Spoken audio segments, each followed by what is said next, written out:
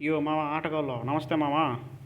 మా మామ ఈరోజు మచ్చారి చేపలు తింటే మంచిదిరా అని చెప్పినాడు మామ. అందుకని ఆదివారం అని అట్లా బుల్లెట్ ఎత్తిన పొద్దున్నే బయలుదేరినాను మామ. ఎగేసుకుంటా చలి అయితే చంపేస్తున్నాడు పక్క. ఏదైతే లేదు మనకు కావాలి కదరా, చేపలు తినాలి కదా అని మార్కెట్కి పోయాను మామ. మన అమీర్పేట మార్కెట్కి అయితే వచ్చేసిన సండే మార్కెట్కి. ఈడైతే జనాలు సందే లేరుయా, ఆదివారం కదా ఈరోజా.